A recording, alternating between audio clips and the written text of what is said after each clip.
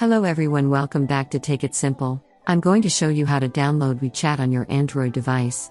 Watch the video till the end to learn how and subscribe to our channel. If you haven't yet, press the bell icon so that YouTube will notify you whenever we post a new video. To download WeChat, go to your Play Store or your App Store and search for WeChat in the search box once you find the app which looks licenciate on the install button to download. Wait for the download to begin and wait for it to install on your device. After the download is complete, tap on the Open button to open the app, or you can find it on your app list as well. This is how you can download WeChat on your device. If the tutorial was helpful to you, go ahead and give it a thumbs up. Feel free to comment down below in the comment box. If you have a question or feedback for use, we'll be back soon with more tutorial episodes. Goodbye till then.